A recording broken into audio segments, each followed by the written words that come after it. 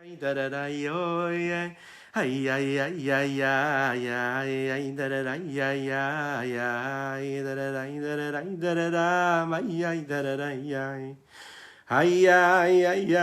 ram ay da ay ay ram Tiridam bam bam bam bam Taradan la ya ram ay taradan la dan la da ay taradan la ya ram ay da ya ay da da ro ay da dam Taradan la ya yo ay da ya ay taradan la ya ay da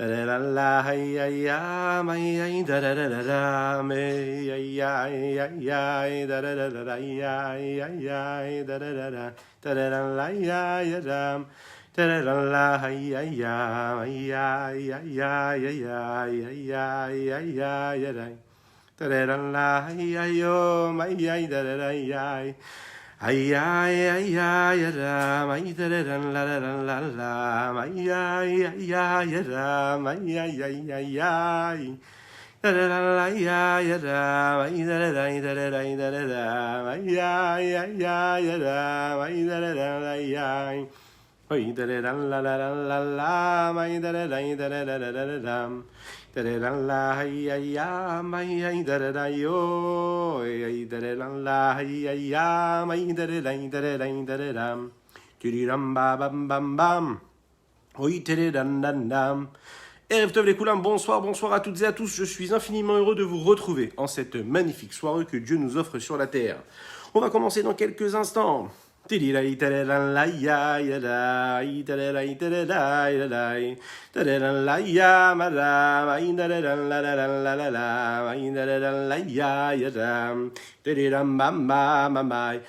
La ya ya ma ya ya ya ya ma da da ya ya ya ya da ma ya ya ya ya ya ya ma ya ya ya ya da ma ya ya ya ya ya ya ya da ma ya da da da la ya ya da ma da la ya hey ya da ya da do ma da Tiriram bam bam bam bam bam bam bam bam bam. Hey da da da da da da do. Hey da da da da da. Hey da da la yo. Hey da da da. Hey hey da da da. Hey da da. Hey da da ya. Hey da da ya. Hey da da. Hey da do. Hey da. Tididam bam bam ba ba ba ba ba. Erev Tov les Koulam, bonsoir à toutes et à tous. Je suis infiniment heureux de vous retrouver en cette magnifique soirée que Dieu nous offre sur la terre. Voilà, c'est dit. Alors on va étudier ensemble nos traits de caractère. On va développer un élément très important, une nécessité. On en parle souvent, mais pas assez. Oui, aujourd'hui nous allons parler de la joie. Alors, on est dans une période assez particulière, la période des 3 semaines. On est censé vivre un moment quand même de tristesse. On l'a déjà expliqué la dernière fois, ce n'est pas de la tristesse qu'on nous demande, c'est du recul, de la prise de conscience. Oui, c'est une période assez particulière. On commémore une destruction. On l'a expliqué, c'est une reconstruction. On doit être motivé par cette reconstruction et qui doit réveiller en nous, en réalité, un changement de vie. Des bonnes décisions, un changement d'actes concrets, réels dans notre vie, dans notre existence. Alors, aujourd'hui, nous allons parler de la joie telle qu'elle est expliquée parmi les écrits de la Chassidoute et précisément celle du Rabbi Shneur Zalman de Liadi. La joie, est-ce que la joie c'est un moyen ou est-ce que c'est un but en soi? Est-ce que la joie c'est ce qui me permet d'accomplir ma mission, de vivre ma vie sur terre, de faire ce que j'ai à faire, d'aller au bout du bout? Parce qu'on n'a pas le choix, parce qu'il faut faire, parce qu'il faut vivre, parce qu'il faut construire, il faut bâtir. Est-ce que la joie, c'est donc un moyen qui me permet d'aller au bout, de construire mon existence, de vivre cette magnifique vie que Dieu nous a offerte? Ou est-ce que la joie, c'est un but en soi? Alors on sait que notre but à nous, il est concret. Parfois, dans la vie d'un homme, on se trouve face à des chemins, à différentes routes, et on a la question qui se pose, quel chemin devons-nous choisir pour pouvoir atteindre notre but, pour pouvoir avancer dans la vie? Les différents chemins, ces doutes-là, ce principe même du doute, on l'a expliqué, c'est totalement négatif, parce que le doute, c'est ce qui fait que l'homme n'avance pas. Et l'homme doit avancer. On a dit que parfois l'homme, quand il faute et quand il s'égare de la bonne route, justement, parfois il ne connaît même pas la bonne route et parfois il s'égare de la route qu'il a déjà pu percevoir comme étant celle qui va lui permettre de faire ce qu'il a à faire sur Terre, d'accomplir sa vie en fonction et selon les lois qui lui ont été dictées dans la Torah, selon les mitzvot qui nous ont été enseignés par nos sages. Et parfois, quand il est face à cette route-là, parfois il va s'abandonner, parfois il va s'oublier, parfois il va perdre les rênes de sa vie parce que sa remise en question, elle ne lui permet pas de percevoir et d'apercevoir réellement cette route-là qui va lui permettre d'atteindre son objectif. Ce doute-là qui le fait perdre complètement toute construction, c'est en réalité le combat qu'il y a permanent en lui entre le bon et le mauvais penchant, entre l'âme animale et l'âme divine, qui sont dans ce corps-là, dans cet esprit, dans cette âme-là, qui sont dans tous les éléments de notre existence. Oui, il y a ce combat, et on est dans un combat perpétuel et constant. Le rabbi de Lubavitch a l'habitude de dire, souvent lorsque les gens lui posaient la question, lui demandaient comment est-ce qu'il pouvait faire teshuva sur une faute, comment il pouvait chasser la tristesse qui s'installait en eux lorsqu'ils avaient vraiment l'impression de s'égarer de la bonne route. Eh bien, souvent, il répond qu'il faut, et c'est ce que la chassidoute nous dit en général, qu'il faut chasser de son esprit la faute, non pas qu'il faille l'oublier complètement, faire teshuva à un moment donné précisément, on en parle d'ailleurs le matin dans le Tanya du jour en ce moment, mais être bien conscient que rien que déjà de mettre de côté la faute, de ne pas trop y penser, c'est déjà lui donner moins de place. Et moins on y pense, et moins on lui donne de l'importance. D'un autre côté, se construire. Parce qu'on est sur le ring de la vie, on est sur ce combat, et on vit ce combat-là permanent. Ce combat qui est entre le bon et le mauvais penchant, nous l'avons dit, et le combat qui doit nous permettre de faire en sorte que l'âme divine, c'est elle qui va s'exprimer, qui va prendre le pouvoir, qui va s'élever au-dessus de l'âme animale. Néanmoins, on voit que pour gagner ce combat-là, qui est un combat quotidien de chaque moment, de chaque instant, on est obligé de vivre cela, et nous allons le voir ici, dans la joie. Le plus grand des combattants, le plus grand des sportifs vous le dira, il faut absolument vivre cela dans la joie. Alors oui, quand on voit le plus grand des boxeurs monter sur le ring, il n'est pas en train de sourire, il n'est pas en train de danser. Parfois oui, il danse un boxeur. Mais la joie qu'il exprime, c'est une joie qui doit s'exprimer non pas à travers de la joie ou de la futilité, de la frivolité, non, de la joie véritable, c'est-à-dire un épanouissement, une joie qui s'exprime à travers la confiance, à travers l'acceptation de ce que l'on a dans notre vie et à travers l'assurance que nous avons qu'Akadosh Baruch Hu, que Dieu, tout ce qu'il fait pour nous, c'est bien. Et tout ce que nous sommes en train de vivre, c'est du positif, c'est quelque chose de bien, qui fait partie de notre construction, de notre élaboration, de notre évolution. Oui, c'est important de se le dire.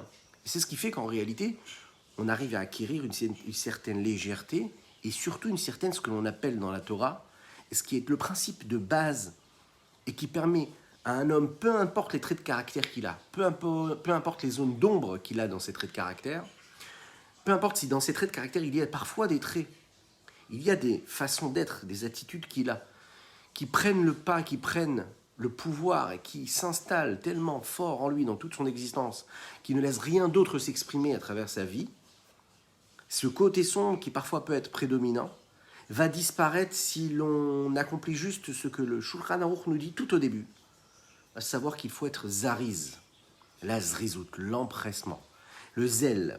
Être empressé, être zélé, c'est ce qui permet à l'homme de chasser, de faire disparaître, en réalité, tous ces éléments qui peuvent le bloquer, l'empêcher d'avancer.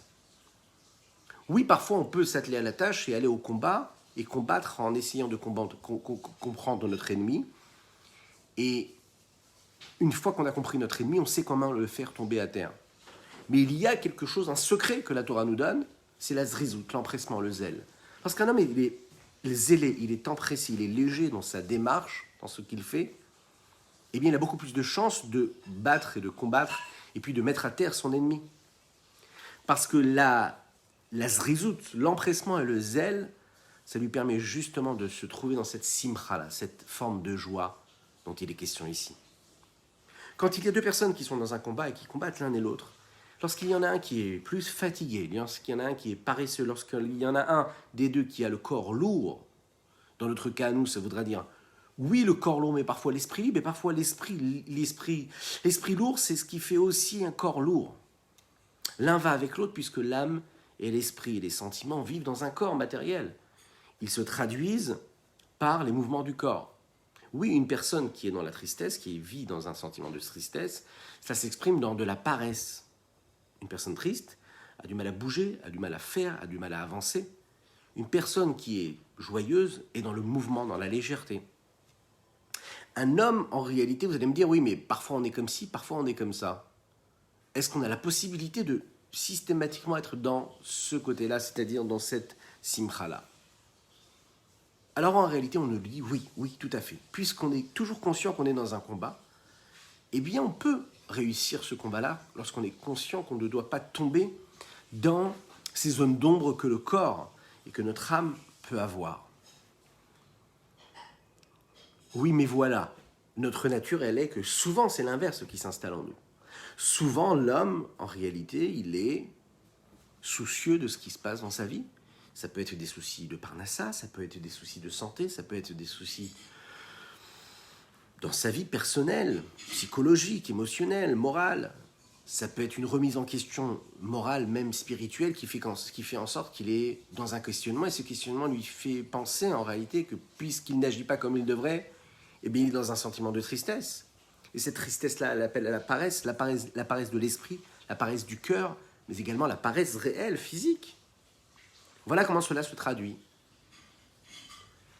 Lorsqu'un homme vit et subit ça, c'est qu'en réalité, il perd de vue une chose.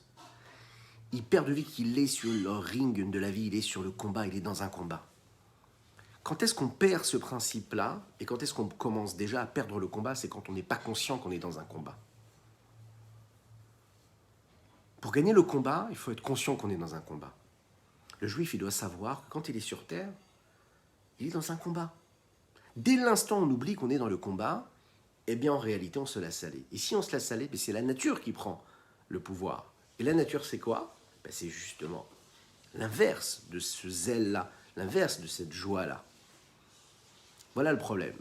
Mais le début, souvent on peut être conscient, on connaît tous les principes, on sait ce qui se passe en réalité dans notre vie, on sait que nos actions, on sait que nos pensées, nos paroles ne sont pas celles qu'ils devraient être, on sait que nos choix de vie ne correspondent pas aux principes, aux valeurs qu'on s'est forgées et qu'on s'est données. Mais on se tourne comme ça, on regarde dans notre rétroviseur, on se rend compte qu'en réalité, les semaines ou les mois ou les heures ou les journées, et puis le temps il a passé et on s'est rendu compte qu'on a vécu plus de temps dans ce combat-là d'une manière triste que joyeuse. Mais pourquoi? Parce qu'en réalité, il faut savoir une chose. C'est quelqu'un de Jborou, Dieu ne donne des épreuves à un homme que parce qu'il peut les surmonter.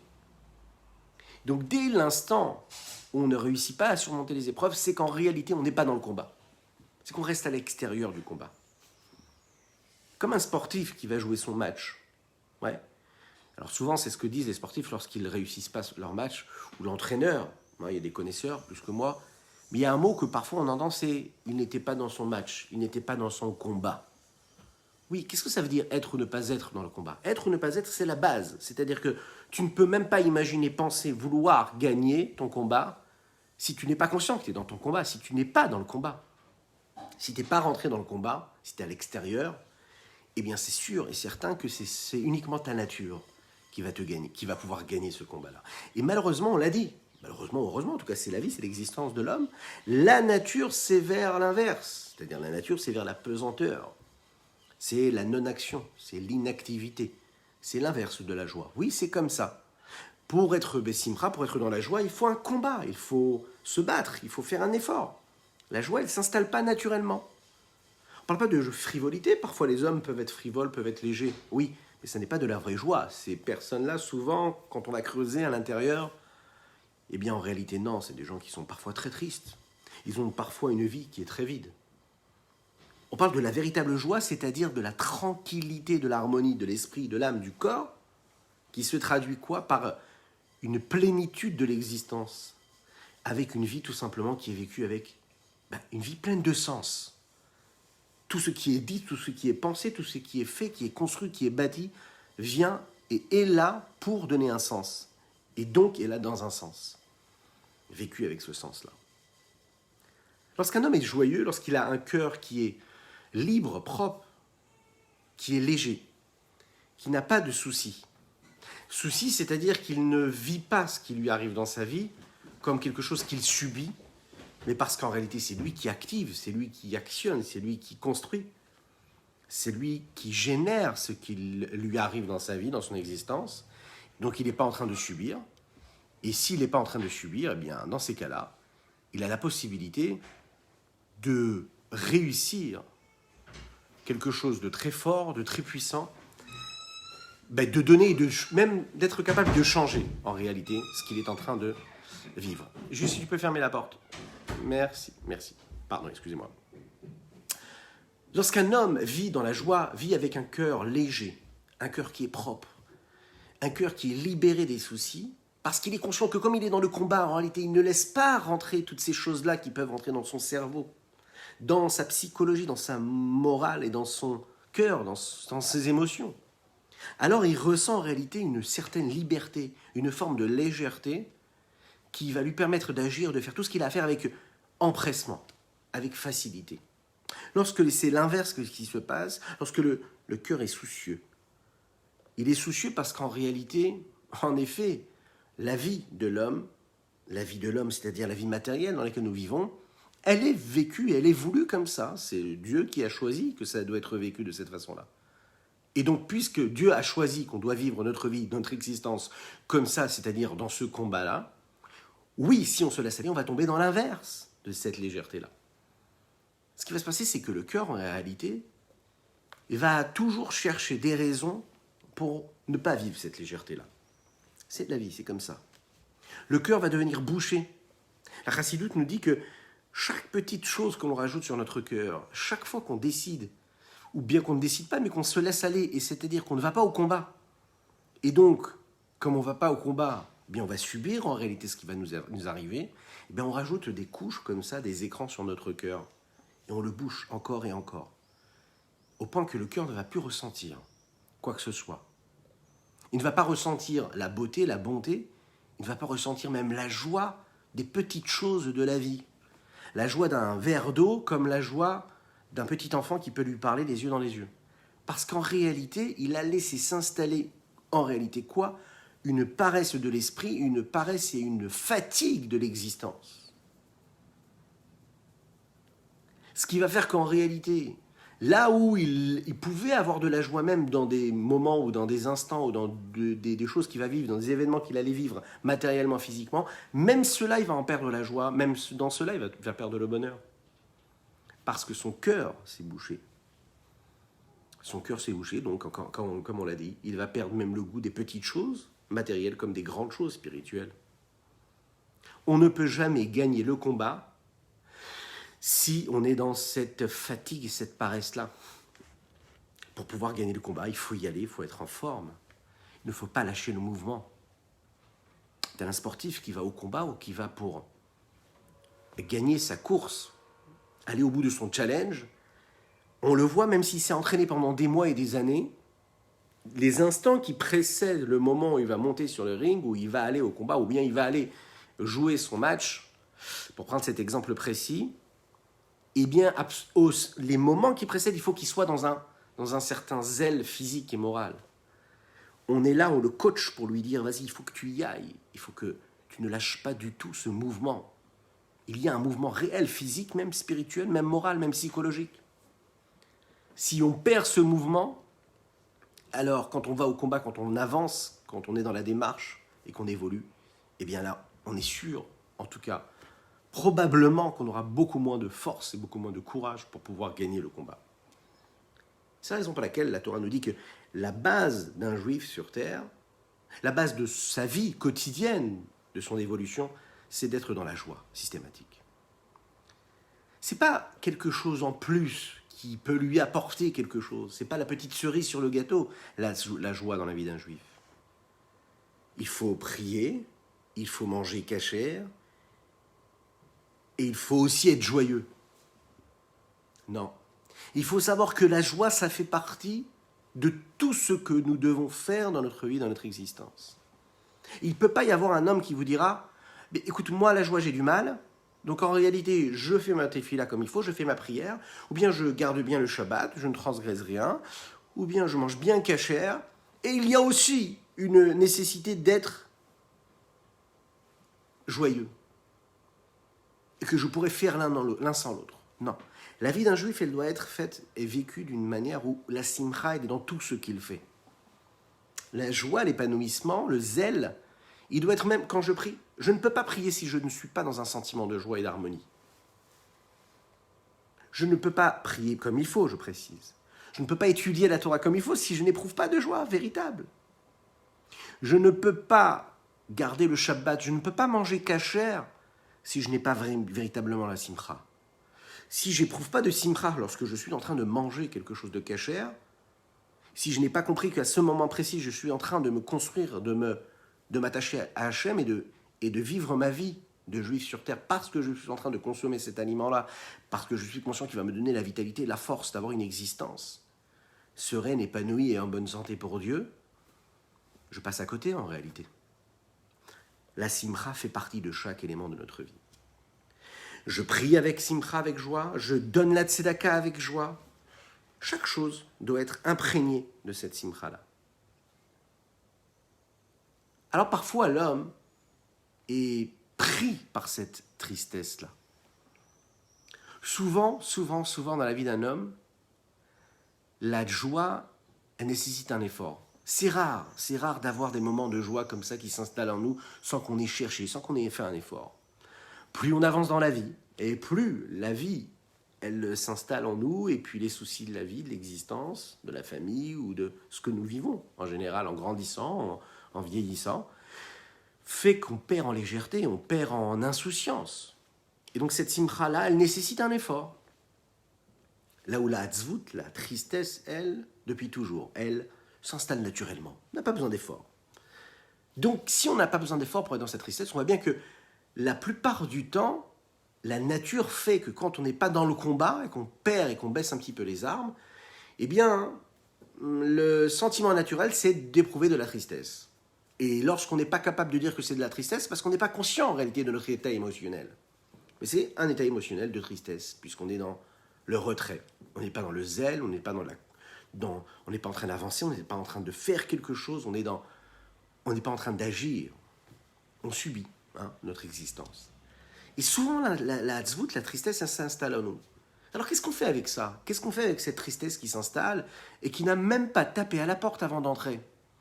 Elle vient, elle rentre par effraction, quoi. Elle s'installe, elle vient, puis elle s'installe en nous, dans notre existence. Puis parfois des heures, des jours, des semaines, des mois peuvent passer, des années, et puis on se retourne, on se dit, mais qu'est-ce qui s'est passé pendant tout ce temps de ma vie pour que j'ai pu vivre tous ces moments-là avec ce sentiment de ne pas avoir vécu à 100% ce que je devais vivre. La Torah nous dit qu'il ne faut même pas vivre à 100%, il faut vivre à 2000%, ou il faut vivre à 150% notre existence, parce que chaque élément que nous vivons, on doit lui donner toute la dimension qu'il a. Aller chercher tout ce qu'il y a à l'intérieur comme énergie, comme vitalité. Qu'est-ce qui fait et comment est-ce qu'on peut transformer donc cette tristesse-là qui peut s'immiscer, s'introduire dans notre existence? Alors il faut savoir qu'en réalité, pour bien faire en sorte et pour essayer, pour trouver les forces de chasser cette nature-là et de la transformer afin que la joie devienne une deuxième nature et la prise de conscience du combat permanent soit quelque chose qui soit devant nos yeux, il faut essayer de la comprendre et de la connaître, cette tristesse. Chassidut nous dit que la tristesse est en fait la petite porte qui permet à la grande ouverture qui va s'opérer grâce et par et à cause de l'âme animale. Et pour l'âme animale. L'âme animale qui est à l'intérieur de l'homme, elle a besoin, elle aussi, de gagner le combat. Et sa technique à elle, c'est très fort. C'est de ne même pas rentrer et de ne même pas monter sur le ring, mais de s'immiscer, de faire en sorte qu'elle entre en nous, avant même qu'on soit dans le combat. Et c'est comme ça que l'âme animale, en réalité, elle utilise cette technique-là pour s'introduire et pour faire en sorte que notre existence soit souvent, malheureusement, attirée par cette animalité. Oui, parce que cette animalité, cette âme animale-là, elle l'attache et elle est très très proche de ce que l'on appelle l'âme naturelle. L'âme naturelle, c'est-à-dire nos sens profonds, intrinsèques, qui font partie de notre existence. Nos sens naturels, quand ils n'ont pas été raffinés, purifiés, sanctifiés, le sens naturel des émotions de l'âme de l'homme, c'est d'aller vers la nature, vers son côté animal. Là, on nous dit qu'en réalité, pour faire en sorte que cette âme animale ne s'installe pas trop, eh bien, il faut lui fermer la porte. En tout cas, il ne faut pas lui donner une porte, lui donner une ouverture. Et cette ouverture, c'est en réalité la tristesse. La tristesse, c'est la petite porte qui permet à cette âme animale-là de trouver et de faire une grande ouverture. Elle sait très bien que lorsque nous sommes dans un sentiment de tristesse, lorsqu'on se sent lourd, lorsque l'on se sent à l'inverse de la légèreté qui nous permettrait de gagner, elle a cette légèreté, elle a cette possibilité-là de nous gagner. Très facilement, elle va s'installer en nous. Alors oui, la tristesse, ce n'est pas seulement de la tristesse vraiment de la déprime totale. Non, parfois la tristesse, c'est un sentiment qui est très très léger, qui ne se nomme même pas comme de la tristesse. L'homme ne se rend même pas compte qu'en réalité, il est en train de vivre de la paresse. Oh, on va voir quelqu'un de très paresseux. Oui, c'est grossier, on le voit, il est paresseux, il ne fait rien, il n'avance pas, il ne bouge pas. Mais parfois l'homme n'est pas comme ça, il a une vie, une existence totalement normale, et il ne le sait pas, mais en réalité, il subit cette paresse-là de l'existence. Parfois, on n'en est même pas conscient. Parfois, c'est très subtil. La paresse de l'esprit, de l'âme, des émotions et du cœur, elle s'installe dans les petites choses. Avoir la paresse de dire un mot gentil, c'est une paresse. Avoir la paresse de ne pas sourire à une personne qui passe, c'est une paresse. Avoir la paresse de ne même pas regarder ses enfants les yeux dans les yeux, c'est qu'en réalité, on a une forme de paresse ou de tristesse qui s'installe à nous, qui nous enlève l'envie, le goût de se dire que oui, l'effort d'aller sourire, d'aller regarder son épouse ou son époux dans les yeux et de dire quelque chose, d'échanger, de construire, de faire quelque chose, de construire une harmonie, ça nécessite des efforts dans la vie de tous les jours parce que chacun et chacune, dans le couple ou dans la famille, dans le foyer, avec les enfants ou dans notre vie sociale, on a toutes les excuses du monde, en réalité, pour être dans notre petite bulle comme ça, dans notre existence, dans ce que l'on subit dans notre existence, que ce soit pour gagner notre vie, que ce soit pour avoir une vie sociale, ou même dans notre construction psychologique, morale, personnelle. On a toutes les excuses du monde. Et en réalité, ces excuses-là vont aller chercher leur vitalité, elles vont se nourrir, et elles vont nourrir cette petite paresse légère qui se transforme en une petite légère tristesse qui en réalité, même si on n'a pas l'impression d'avoir une tristesse, on peut être totalement joyeux, même chanter. Ouais. Ne pas être conscient qu'en réalité, on n'utilise pas la bonne joie. On laisse la paresse s'installer en nous et la tristesse de ne pas faire l'effort, de créer le dialogue, de vivre ce que l'on doit vivre à 100%. Ou comme on l'a dit, à 200%. Donc, faire en sorte de ne pas laisser cette petite ouverture. Faire en sorte que cette porte-là ne s'ouvre pas. La laisser fermer et lui faire barrage. On va le voir, on y verra, on en parlera juste après. La meilleure façon parfois de ne pas lui donner la possibilité d'ouvrir, de rentrer dans cette porte-là, c'est en réalité de fermer à double tour du côté intérieur. La meilleure façon de bloquer une entrée, c'est de fermer de l'intérieur. Et fermer de l'intérieur, il va falloir donc faire un travail intérieur en nous pour créer et pour blinder en réalité cette porte-là de l'intérieur. Et ce blindage-là peut se faire à l'intérieur de notre esprit, à l'intérieur de notre âme, et grâce et par un travail personnel, un effort qui est voulu et qui est fourni. C'est un travail perpétuel, c'est vraiment des efforts. Et on va blinder cette porte de l'intérieur. Et de cette façon-là, on n'aura même pas besoin, si vous voulez, de chasser cette tristesse ou cette paresse-là qui veut entrer, qui veut s'immiscer dans notre existence. Pourquoi? Parce que l'âme animale, elle sait que quand un homme il est triste, quand un homme il est dans la paresse, comme un homme qui est au combat, et que quand il est lourd physiquement, eh bien l'autre peut venir très rapidement le faire tomber à terre. Celui qui bouge sans arrêt, celui qui est léger, celui qui est dans la joie, celui qui est zélé, eh bien lui, on aura beaucoup plus de mal à le faire tomber. Parce que l'ennemi ne sait pas comment nous prendre. Il n'a pas de prise. Puisqu'on est léger, on réussit à chaque fois à passer à autre chose. Lorsque un sentiment de paresse ou de tristesse arrive, lorsque mon petite voix à l'intérieur me dit « mais tu es fatigué, c'est pas grave si tu fais pas l'effort de revitaliser, de régénérer le dialogue avec ton épouse ou ton époux », lorsque la petite voix me dit « mais voilà, bon, tu as une journée difficile ou ton existence elle est compliquée, c'est pas grave si tu n'installes pas le dialogue avec tes enfants, si tu ne vis pas, tu ne les écoutes pas parler, tu ne dialogues pas. Tu te dis c'est pas grave de toutes les manières, je fais ce que j'ai à faire dans mon existence pour pouvoir leur permettre de vivre, etc. » C'est ce qui nous arrive dans la vie de tous les jours. En réalité, c'est quand tu écoutes cette petite voix-là que tu lui donnes la possibilité de te combattre et de te faire tomber à terre. Si tu utilises la légèreté qui te dit ne le laisse même pas entrer dans ces domaines-là et que tu fais toujours le petit effort, même quand tu n'as plus de force, tu gardes cette légèreté, tu gardes ce zèle, tu gardes cette joie, eh bien il ne pourra pas te faire tomber à terre. Et c'est toi qui le feras tomber à terre. Parce que c'est lui qui se fatiguera. Et par définition, lui, il a moins de force que toi, même si ça ne paraît pas visible. C'est-à-dire, ce sentiment-là, ce mauvais penchant et cette âme animale-là, elle a moins de force en réalité. Même si la nature nous montre qu'a priori, naturellement, elle vient en premier, elle a moins de force, elle a moins de vitalité. Puisque la lumière, on le sait, a beaucoup plus de force et prédomine face à l'obscurité. Alors on va voir ici que parfois, en réalité, on peut être aussi malin et se servir de ce sentiment de tristesse ou de paresse qu'il y a dans notre existence et se servir pour transformer, pour l'utiliser pour quelque chose de bien. Il y a une particularité dans la tristesse qu'il n'y a pas dans la joie, quand ça vient à des moments précis particuliers.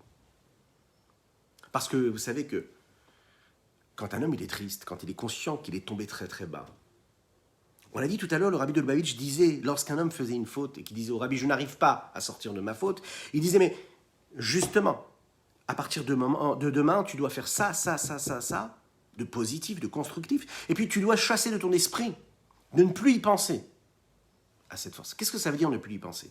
Ça veut dire que justement, tu dois te servir de cette faute-là comme un tremplin pour pouvoir évoluer, pour pouvoir gagner le grand combat. Si tu t'attelles uniquement et tu te concentres uniquement sur ce qui t'a fait chuter, tu ne pourras pas avancer. Parce que tu seras concentré sur ce combat-là précis, petit. Lorsque tu gagnes en légèreté, tu gagnes en joie, et puis tu prends du recul, et tu vas te nourrir, et tu vas nourrir ton existence d'une vitalité, de joie et de légèreté, de zèle, eh bien tu vas faire en sorte que ces éléments-là qui t'ont fait chuter vont disparaître automatiquement. Parce que tu auras nourri ton existence. Donc, les moments de tristesse, on doit s'en servir comme un tremplin. À des moments précis et particuliers. Parfois, on se sent bloqué. On se sent bloqué, on n'arrive pas à avancer. Parfois même, le corps exprime ce blocage et ce sentiment de ne plus en avoir, de ne plus pouvoir avancer.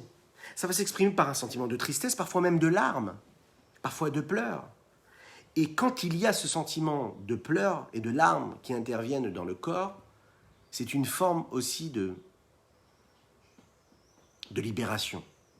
Et cette libération, celle qui va libérer, qui va faire partir cette tristesse-là, et qui va redonner un souffle à l'existence et une confiance, un espoir. Parfois, de cette tristesse-là naît un espoir. Et c'est la particularité, la supériorité qu'il y aura dans la joie qu'il n'y aura pas dans la tristesse qu'il n'y a pas dans la joie. Puisque cette tristesse-là a la possibilité de nous amener à la joie. Mais la précision qu'il faut faire ici, c'est qu'on ne parle pas de tristesse, mais une autre forme de tristesse, ce que l'on appelle l'amertume. L'amertume, on en parle en ce moment dans le Tanya du jour le matin, c'est l'amertume face à l'éloignement de Dieu. Mais l'amertume dans notre existence aussi, c'est quelque chose, même en mettant de côté le rapport entre l'homme et Dieu, même dans notre existence, c'est-à-dire où l'on se sent nous-mêmes tristes dans notre existence parce qu'on n'investit pas, qu'on n'est pas dans cette construction.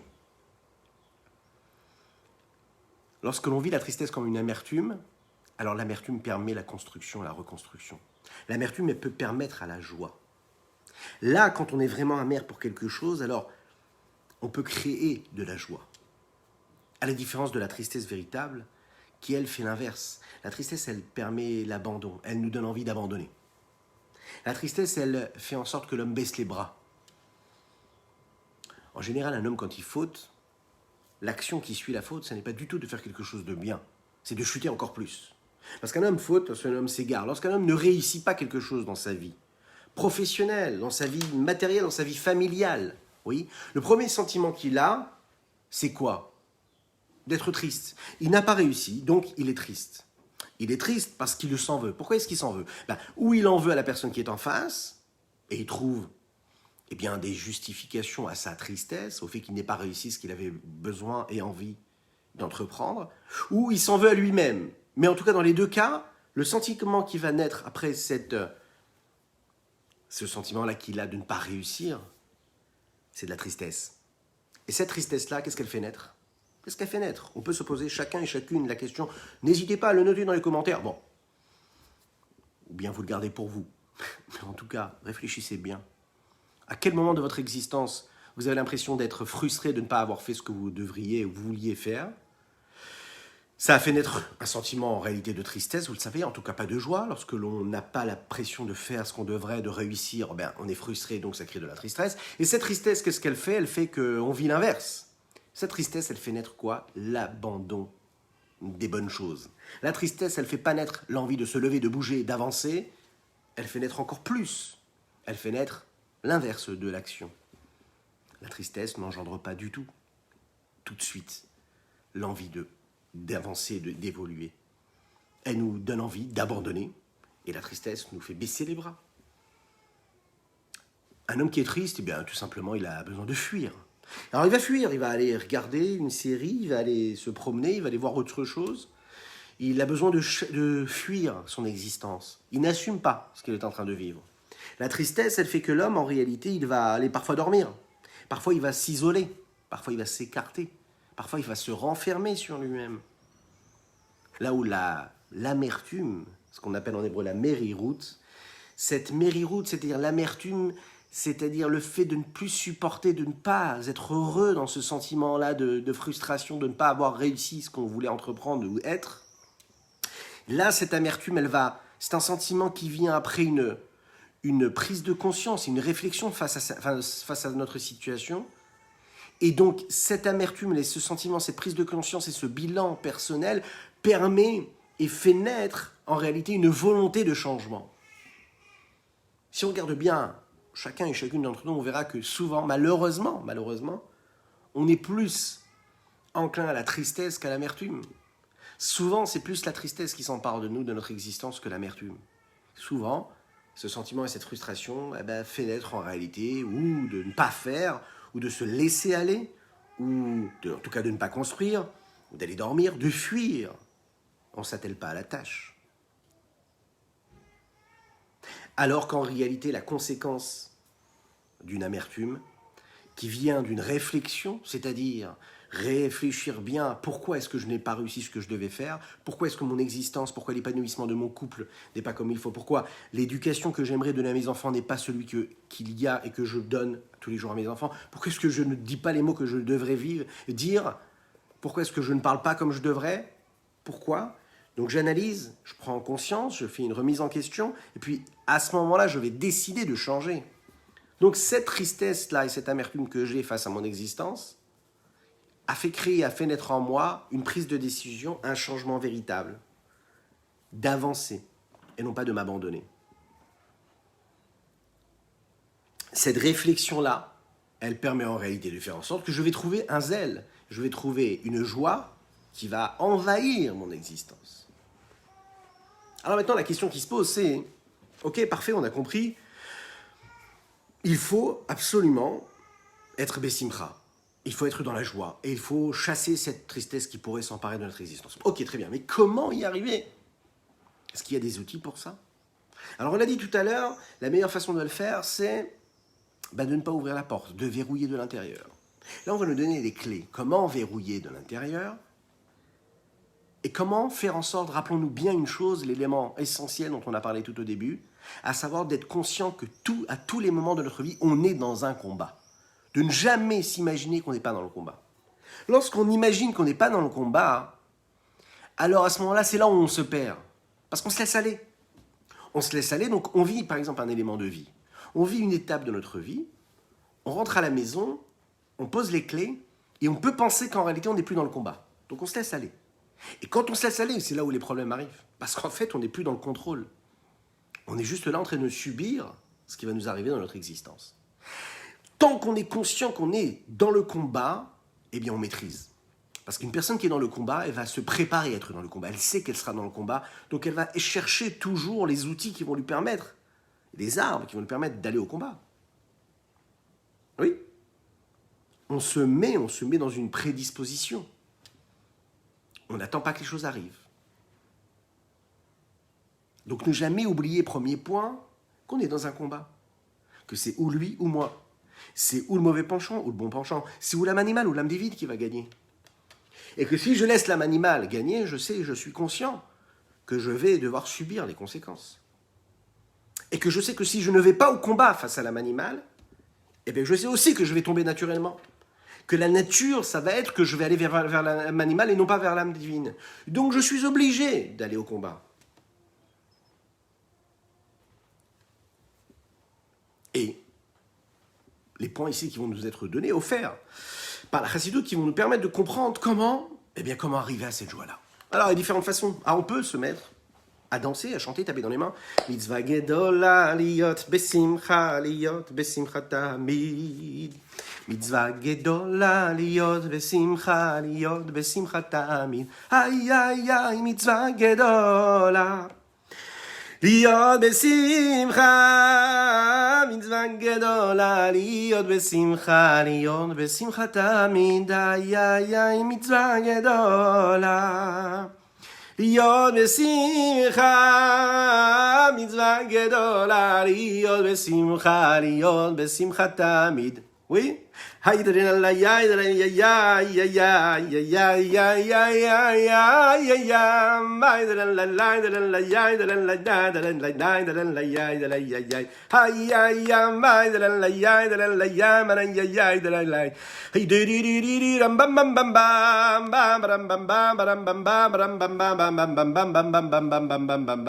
on peut chanter, on peut danser. Oui, c'est facile, ça aide en tout cas à être besimcha, en tout cas. Mais comment y arriver à cette simcha-là? Alors, on sait qu'un jour, il y a un chassid qui est parti voir son maître, qui est parti voir son rabbi. Il est parti voir son rabbi parce qu'il ne savait pas comment être joyeux. C'est-à-dire qu'il vivait, malheureusement, il avait des épreuves. C'est un chassid du Maguid de Mezrich. Le Maguid de Mezrich était le maître du rabbi Shneur Zalman de Liadi, le fondateur de la Chassidut Chabad et l'auteur du Tanya. Ce chassid va voir le Maguid de Mezrich et lui dit... On l'a oublié de rappeler, le Maguid de Mezrich, c'était l'élève du Baal Shem Tov, fondateur de la Chassidut globale. Il va le voir et dit, voilà, j'ai du mal, j'ai beaucoup d'épreuves, et j'ai du mal à rester dans la joie, puisque un juif, il doit être joyeux. Et les problèmes et les embûches se déclarent, s'installent, et puis j'arrive pas. Il lui a dit, tu sais ce que tu vas faire? Tu vas aller voir un chassid à moi qui s'appelle Rabbi Zouché de Hanipoli. Tu vas aller chez lui, tu vas voir comment il se comporte. Lui, quelqu'un qui avait beaucoup de difficultés dans sa vie. Il vivait des épreuves de parnassa, il vivait des épreuves même de vie, de souffrance, il vivait dans une pauvreté inouïe. Il avait une existence très compliquée. C'était un très grand chassid qui gardait toujours le sourire et qui gardait toujours une émouna, une foi véritable en Dieu. Donc il envoie ce chassid-là, il lui dit, voilà, tu vas aller chez ce Rabbi Zouché d'Anipoli, et puis tu verras. Lui, il va te donner le conseil. Bon. Il va chez ce chassid-là, pour apprendre comment être joyeux, comment passer outre, et comment ne pas regarder les épreuves comme des épreuves difficiles à vivre, les regarder avec joie et émouna, avec foi. Quand ce chassid est arrivé chez Rabbi Zouché lui a dit, mais pourquoi est-ce qu'il t'a envoyé chez moi? Pourquoi est-ce qu'il t'a pas envoyé chez les autres? Pourquoi il t'a envoyé chez moi? Alors Chassid a dit, mais je ne sais pas, c'est vrai, c'est Maguide de Mezrich m'a dit de venir te voir. Rabbi Zouchi, il a dit, mais je ne comprends pas. De quoi il parle? Moi, mais j'ai jamais eu d'épreuve. J'ai jamais eu de problème, moi. Maintenant, on imagine, Rabbi Zouchi, il habitait dans une maison délabrée. Il n'avait rien de matériel, il vivait dans une pauvreté. Et puis, il regarde comme ça le Chassid avec un sourire, il lui dit, mais pourquoi est-ce qu'il t'a envoyé chez moi? Moi, je n'ai pas de souffrance. Moi, je vais très bien. Il a tout de suite compris qu'en réalité, cet Chassid-là qui était venu voir, il n'avait pas eu besoin de grands discours. Il n'avait pas eu besoin de recevoir tellement et tant de conseils de la part de Rabbi Zouchi d'Anipoli. Il lui suffisait juste de voir son comportement, sa façon de vivre. De cette réponse-là, il a compris qu'en réalité, une des meilleures façons de ne pas voir le souci, de ne pas voir ce qui est négatif, c'est déjà de ne pas l'interpréter comme quelque chose de négatif. Là où on a la possibilité d'aller au combat, de voir un ennemi, de voir la difficulté des problèmes qui créent, qui naissent et qui font naître une frustration ou une tristesse, et vers lesquels moi je dois livrer un combat véritable, et faire en sorte que mon âme divine soit plus forte, et de mettre à terre l'âme animale, et de mettre à terre la tristesse, et de faire en sorte que tous ces problèmes-là, je les mette de côté, et que je continue à vivre, et que je me dise, bon, mais ça fait partie de la vie, etc. On te dit, non, tu peux faire encore mieux que cela. Ne regarde même pas ces problèmes comme des problèmes. Ne regarde même pas ces soucis comme des soucis. Ne leur donne même pas de vitalité, ne leur donne même pas de place. Parce que tu leur donnes de la place, ils existent. De la même manière que le bonheur est dans les yeux qui le regardent, les problèmes sont dans les yeux qui le regardent. Alors vous allez me dire, c'est gentil comme tout ce que tu nous dis là. Mais il y a des problèmes concrets, il y a des factures à payer, il y a des problèmes d'éducation, il y a des problèmes de non-dialogue dans mon couple, il y a des problèmes dans ma vie sociale. C'est concret, c'est réel, c'est pas juste ma vision des choses. Et bien là, la Chassidoute, elle te dit que oui, tu as la possibilité de transformer ton existence juste parce que tu vas changer de regard. C'est pas évident. Mais là où tu aurais à combattre l'autre, essaye de faire ce combat-là en interne. Tu blindes à l'intérieur la porte et tu fais en sorte que les forces extérieures n'aient plus du tout accès à ta vie, n'aient pas du tout accès à ce que toi tu es. Parce que tu t'es blindé de l'intérieur, c'est-à-dire que tu as travaillé en toi, mais minutieusement, bien sûr, ça nécessite des efforts, mais tu as fait en sorte qu'en réalité, toute ton existence, elle est dans cela, c'est-à-dire elle est dans ton regard que tu as. Lorsque tu ne vois pas l'épreuve comme une épreuve, alors tu es joyeux. Rabbi Zouchi ne voyait pas sa pauvreté comme une pauvreté. Pour lui, là n'était pas l'essentiel. Il savait que ce qu'il avait ou qu'il n'avait pas, tout ça, c'était éphémère. Que tout ce que Dieu lui envoyait, c'était pour le bien. Donc, il n'y a pas, c'est compliqué. C'est pas que c'est compliqué, c'est que je vis avec ce fait que ce soit compliqué. Je vis avec cette complication, donc en réalité, je change mon regard. Et puisque je change mon regard, même ce qui aurait dû et ce qui est en réalité compliqué pour l'autre, pour moi, ne le sera pas. Là où une personne va entrer chez moi à la maison et va se dire « mais comment il vit dans cet endroit-là » moi, je ne vivrai pas cette frustration-là comme lui, il la voit dans ses yeux. Parce que lui, il a d'autres repères, d'autres valeurs. Mais si moi, j'investis dans un épanouissement beaucoup plus spirituel, beaucoup plus divin, là où je mets mes valeurs et j'inculque mes valeurs dans mon éducation ou dans mon foyer, dans mon existence, tout va bien. Donc le combat se fait à l'intérieur.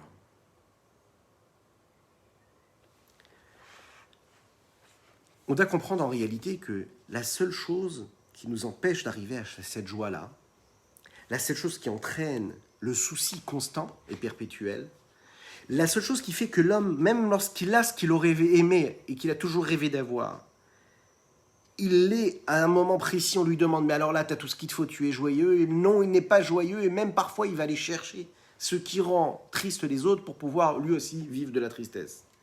Là où l'homme, en réalité, se rend compte que le fait d'avoir ne l'amène pas à l'épanouissement et au bonheur, parce qu'il sent qu'il n'est pas, eh bien, ça l'amène donc à des soucis matériels qui se transforment et qui se mutent en soucis spirituels. Là où la personne qui vit spirituellement, qui investit dans son spirituel, chasse et fait disparaître le souci et spirituel et matériel. Lui, il est en train d'investir et de mettre et d'incruster dans son existence, de fixer comme ça, de créer ce cœur bouché dont on a parlé au début, pas à cause de cette façon de voir là, de cette vision.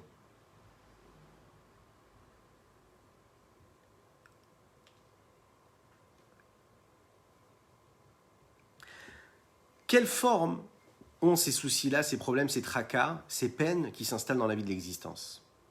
Alors on l'a dit déjà, c'est le regard que l'on a sur les choses qui les crée. Et parfois on l'a dit aussi, oui, malheureusement, parfois, bah oui, c'est quelque chose de concret, de réel. Les soucis sont là, les problèmes sont là. Ce n'est pas quelque chose qu'on a créé, ce n'est pas juste une vision, c'est réel.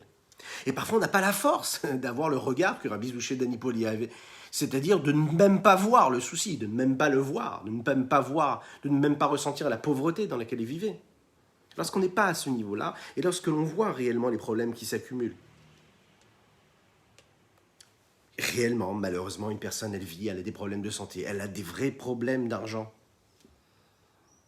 Lorsqu'il y a des réels problèmes physiques, réels qui se passent, lorsque concrètement c'est bouché, on a du mal à créer de l'harmonie dans un couple, dans un foyer, lorsqu'on n'arrive pas à trouver les mots pour parler à nos enfants, lorsque l'isolement se crée intérieurement mais aussi extérieurement, lorsque socialement on n'arrive pas à trouver sa place, c'est quelque chose de concret, c'est pas seulement un regard.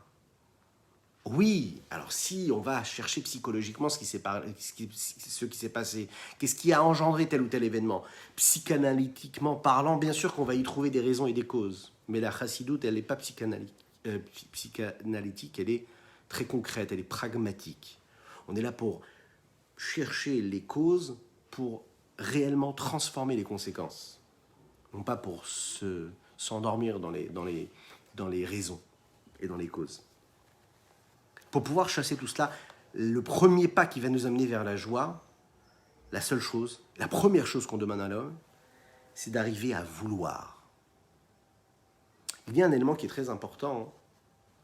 On le sait, on l'a déjà dit, lorsqu'on développe nos traits de caractère, on est conscient que les traits de caractère, c'est le reflet des 10 séphirotes.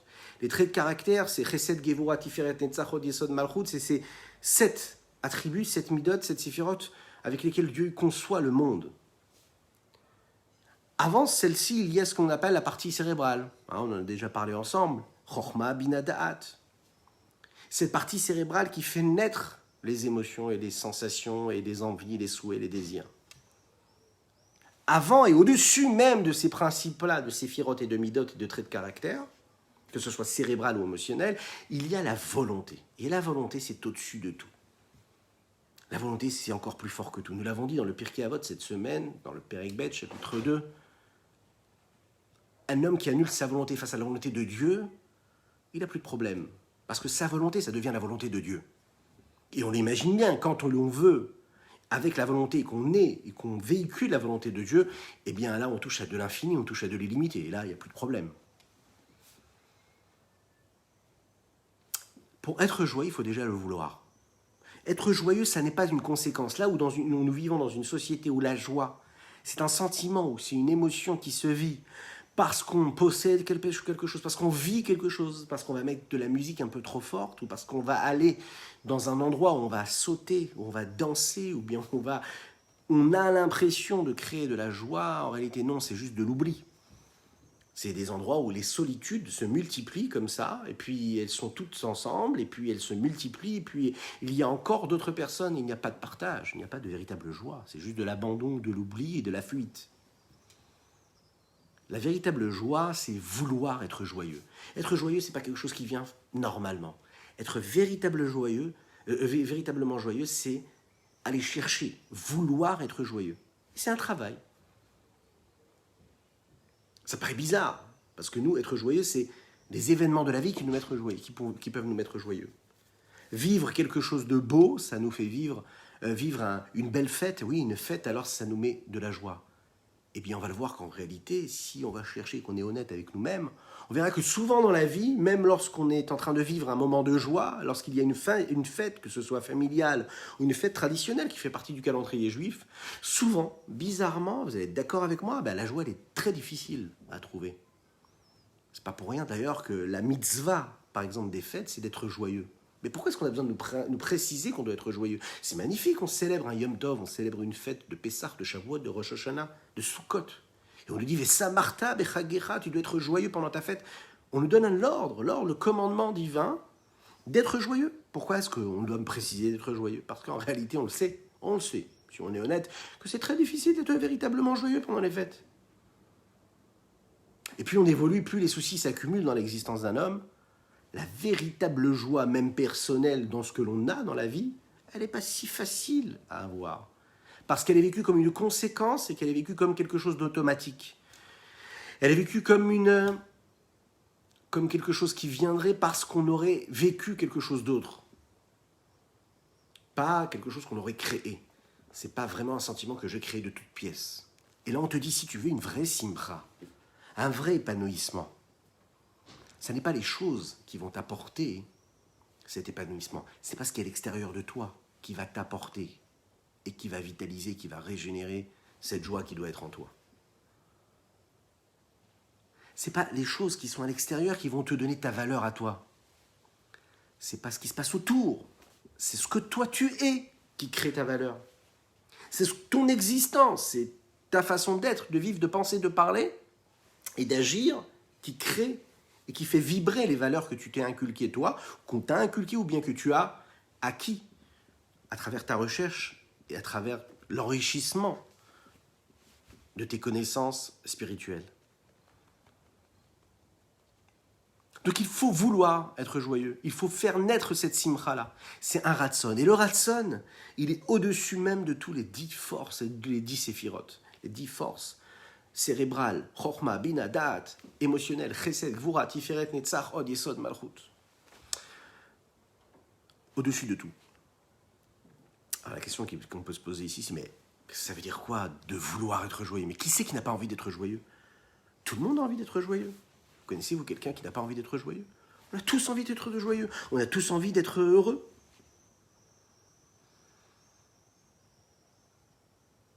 Mais bon, la nature, c'est qu'on a plus de facilité à nous plaindre, plus de facilité à nous apitoyer sur notre sort, plus de facilité et de naturel à aller pleurer dans notre petit coin, avec ou sans larmes d'ailleurs. Plus de facilité de naturel à vivre cette tristesse et à se dire « Ah, ben ma vie, j'ai pas été gâté, chas v'shalom par l'existence », c'est plus facile, ça nous paraît plus léger. Souvent, en réalité, on se rend compte que ce qui nous paraît superficiel est quelque chose de très profond. C'est-à-dire qu'il y a des racines à ce sentiment-là d'abandon. C'est la raison pour laquelle, ici, on va nous dire qu'il faut vouloir être joyeux. Il faut aller chercher quelque chose, il faut aller se battre pour aller chercher cette simcha-là. Première étape, c'est de comprendre qu'on a besoin d'être joyeux, qu'on est obligé d'être joyeux, parce qu'un homme qui est joyeux, il est léger, parce qu'un homme qui est léger, qui est joyeux, il est clairvoyant, il a le regard qui est vif, il analyse vite la situation, il sait ce qu'il doit faire ou ne pas faire. Il vit une vie épanouie et joyeuse, et quand on se tourne vers lui, quand on lui demande quelque chose, eh bien, il est au taquet, il est sur le fil, il n'a pas peur d'être là, d'être présent, il est là, il est disponible, parce qu'il est dans l'action, parce qu'il est actif, parce qu'il est dans le mouvement, parce qu'il est léger, parce qu'il est dans le zèle. Cette simcha-là, donc en réalité que lui il va vivre, cet épanouissement, cette joie-là, qu'il va vouloir, et donc il va faire l'effort pour la chercher. Comme on l'a dit tout à l'heure, le problème c'est déjà à la base, c'est d'aller au combat, d'être conscient qu'on doit être toujours dans le combat. Si tu penses que tu ne dois pas être dans le combat, tu es perdu d'avance, parce que ton naturel va te manger. Donc tu dois monter sur le ring, et ne jamais perdre de vue que tu dois être dans le combat. Deuxième élément, tu dois toujours te dire, est-ce que je suis en train de travailler pour être joyeux? Quel est l'effort que je suis en train d'accomplir là, maintenant, tout de suite, maintenant, pour être Bessimcha? Qu'est-ce que je fais là dans mon existence? Est-ce que je suis en train de subir ce que je suis en train de vivre, ou est-ce que j'agis, je pense, je parle, je fais, je regarde, je m'exprime et je vis cette simcha la véritable? Est-ce que je suis en train de la vouloir ou pas? Est-ce que je suis en train de vouloir être au combat ou pas? Ou est-ce que je subis? Donc voilà le deuxième élément très important, toujours être dans ce mouvement-là de se dire je dois travailler chaque moment de mon existence pour être Bessimcha, et les conséquences vont être très claires, nettes et précises. Je suis obligé d'être joyeux, donc comme je suis obligé d'être joyeux, eh bien je deviens léger, je prends du zèle, j'ai de la clairvoyance, j'ai de la vivacité, je suis percutant dans ma vision de ce qui se passe, dans mon jugement. Je suis moins dans le doute, et si je suis moins dans le doute, je prends les bonnes décisions. Et même quand j'ai pas pris une bonne décision, j'assume, parce que je suis joyeux, je cherche la joie, je cherche l'épanouissement, je ne cherche pas l'abandon. Donc, il y a moins de chutes, et même quand il y a une chute, je me relève tout de suite, parce que je cherche la joie. Et puisque je cherche la joie, alors automatiquement je suis présent pour l'autre. Et puisque je suis présent pour l'autre, je deviens donc en quoi? Un réverbère de joie. C'est-à-dire que j'illumine tout mon entourage de joie, puisqu'on sait très bien qu'une personne qui est joyeuse, eh bien, elle inonde ses semblables de joie. Une personne qui rentre à la maison avec un sourire, peu importe ce qu'il vit dans son existence. C'est tout le foyer qui est dans la joie. Une maman qui accueille son mari avec de la joie, avec un sourire, eh bien, c'est tout le foyer qui est dans la joie. Un enfant qui a une journée difficile, un enfant qui ne réussit pas à l'école, mais qui a un papa ou une maman qui le regarde avec un sourire véritable, une joie véritable, il peut se transformer d'un jour à l'autre. Et même s'il va vivre des mois, des années de difficultés face à son évolution à l'école, par exemple, s'il va vivre toujours dans cette joie-là, c'est ce qui va influencer toute son existence. Et lorsqu'il va grandir, il ne se souviendra peut-être pas de ce qu'il a étudié à l'école, parce qu'il aura été un mauvais élève, pour X raisons, mais il se souviendra toujours de cette simra. Et vous le savez, vous et moi, on le sait, que ce qui nous empêche beaucoup de vivre notre vie de manière épanouie, ce n'est pas les bonnes ou mauvaises notes qu'on a eues à l'école. Par contre, ce qui peut nous apporter énormément ou bien nous retirer énormément de notre existence, c'est la joie ou les peines. L'épanouissement, l'harmonie. Oui, ça peut nous manger notre existence, le gangréner, ou nous donner un épanouissement véritable, réel. Donner une dimension et nous permettre de vivre à 180%. Parce que quand on est dans cette harmonie-là, on donne non seulement des forces à ce que l'on est nous, mais on donne des forces à tout notre entourage. Un enfant, quand il grandit, il se souviendra toujours. Il se souvient des odeurs qu'il a eues dans son enfance. Un enfant, il se souvient de l'ambiance qu'il y avait dans sa classe. Il se souvient de l'attitude, de l'aspect physique, de l'état, de l'attitude émotionnelle dans laquelle il était, dans l'état d'esprit dans lequel il était à l'école, que ce soit à la maison, dans son foyer. Il se souvient de ces cris, de ces sons qu'il y avait qui résonnaient chez lui à la maison. Et c'est ce qui va l'accompagner toute sa vie, plus que toutes les remarques et toutes les exigences que son papa ou sa maman auront eues pour lui. C'est ce qui va faire la richesse de son épanouissement. Et pourtant, malheureusement, en réalité, en tant que parent, ou même dans le couple, on passe plus de temps à se dire ce qu'il va ou ce qui ne va pas, souvent ce qui ne va pas, qu'à tout simplement être juste bon, être joyeux, être heureux, être harmonieux. Alors que c'est justement ça qui crée plus d'harmonie, puisque ça en génère, et puisque c'est ce qui nourrit et ce qui donne. Donc, première chose, ne jamais lâcher le combat. Deuxième chose, savoir qu'on doit vouloir être joyeux. Et de ne pas attendre que des événements vont nous rendre joyeux, parce que c'est à nous de créer ce sentiment de joie. Ce sentiment de joie va faire en sorte que ce que l'on voit et tout ce que l'on voit, on ne le voit pas comme il est, mais on le voit comme on doit le voir, avec des yeux de joie, qui sont en réalité des yeux de Emouna, de foi véritable, de joie et de foi, de confiance en Dieu.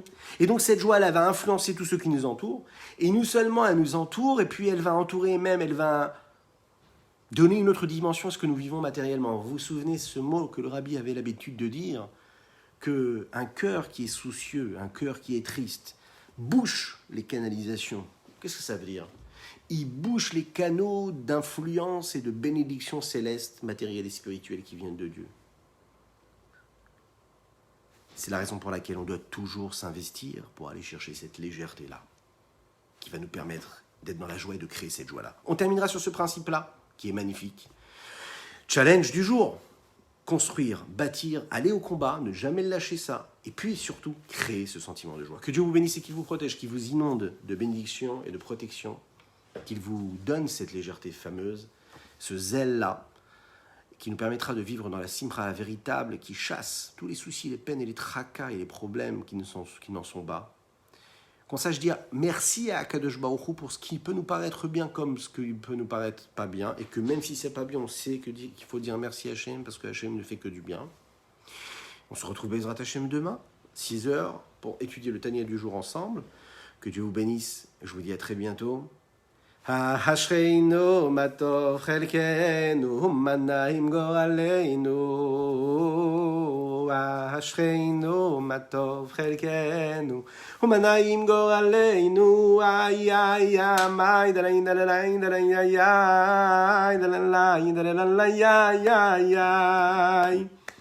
Ay ay ay ay ay.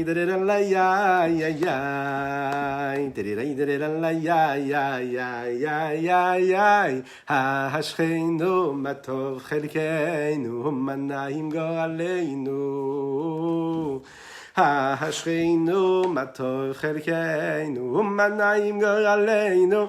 היה יא מאי דליין דליין דליין דליין דליין דליין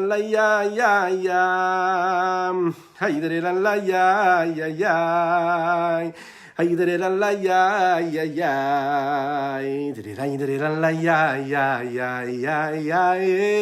השכנו מה טוב חלקנו, מה נעים גורלנו.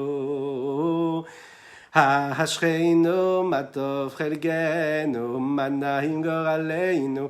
היה יא מאי דליין דליין דליין דליין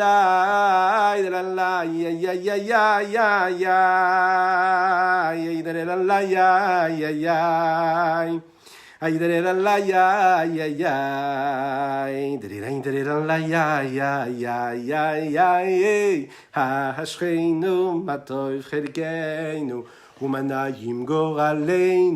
compte sur vous. Partagez, commentez, likez, c'est important. Faire participer, parce qu'il n'y a pas plus beau que ça, le partage et puis l'union. Donc partagez avec vos amis. Que Dieu vous bénisse et à très bientôt.